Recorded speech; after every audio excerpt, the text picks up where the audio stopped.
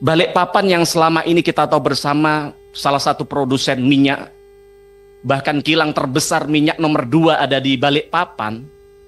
Tapi jenengan tahu hari ini negara kita disuguhkan bagaimana antri berkilo-kilometer warga Balikpapan mau beli BBM, Pak. Berjam-jam mereka untuk bagaimana bisa beli BBM. Padahal Balikpapan sekali lagi adalah salah satu produsen terbesar minyak. Lalu saya nggak habis pikir bagaimana dengan daerah-daerah lain. Kalau Patraniaga wilayah Balikpapan menyampaikan karena kendala distribusi, ini Balikpapan loh Pak, ini bukan Papua begitu loh. Lalu apa yang terjadi? Tidak cukup menjelaskan dengan kendala distribusi. Maka kalau kita baca di salah satu pengamat di Kompas tadi pagi, bahwa biasanya adalah pola lama yang dilakukan oleh Pertamina, salah satunya adalah mungkin karena mau menaikkan harga BBM atau mau menarik satu produk atau mau ganti pemain.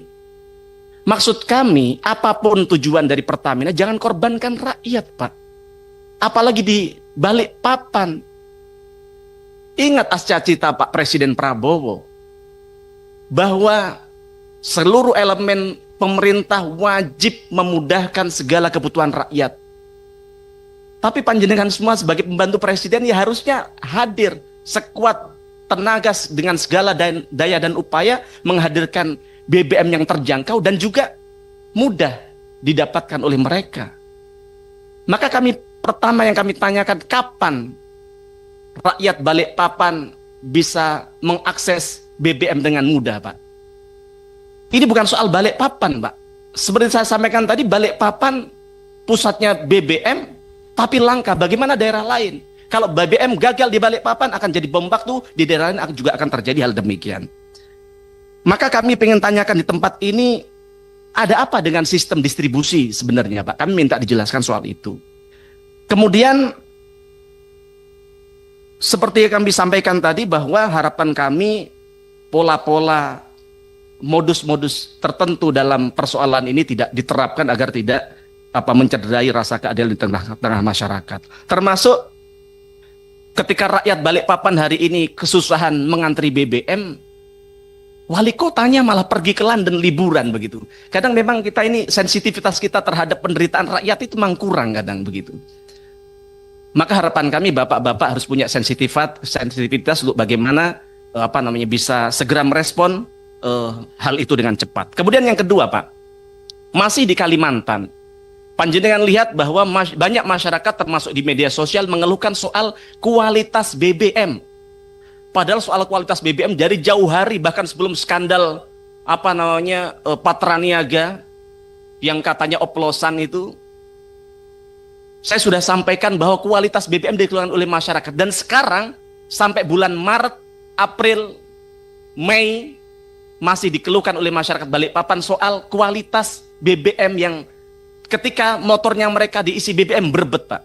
Bahkan macet di mana-mana motornya. Dan ini bukan 1, 2, ribuan, Pak. Puluhan ribu bahkan.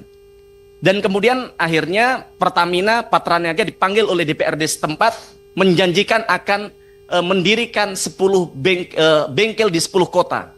Walaupun sampai hari ini belum terrealisasi secara optimal begitu. Tapi apakah dengan mendirikan bengkel untuk memperbaiki motor-motor yang macet tadi selesai? Tidak. Tidak menyelesaikan masalah. Maka yang pertama yang harus dilakukan adalah meningkatkan kualitas produk. Ini penting, Pak. Jangan lagi rakyat kita, mohon maaf, seperti mereka merasa ditipu, merasa dibohongin, Pak. Dengan susah payah, seperti saya sampaikan, mereka punya motor seperti punya istri, Pak. Mereka, Pak, dilap, ya kan, dicuci, tiap pagi dipanasin, Pak. Kalau Pak Simon sekali pencet, motor diantar ke rumah mungkin.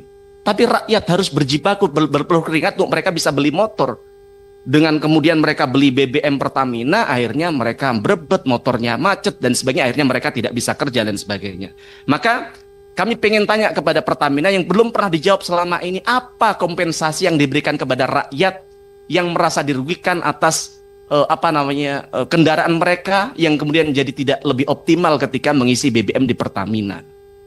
Dan langkah-langkah apa sih yang sudah disampaikan kepada publik? Kapan Pertamina akan melakukan uji publik secara independen bahwa kualitas Pertamina sebenarnya sangat luar biasa. Walaupun di sisi lain jenengan tahu salah satu peneliti independen dari Clean AirAsia 2024, mereka menyebutkan bahwa kualitas BBM terburuk di Asia adalah di Indonesia begitu. Yang itu tentu berdampak terhadap pencemaran udara, yang kedua kepada kualitas motor. Yang ini harus menjadi PR Pak Simon, dan saya yakin di tangan Pak Simon ini bisa diselesaikan, tapi perlu waktu yang cepat juga Pak dalam menuntaskan hal ini begitu.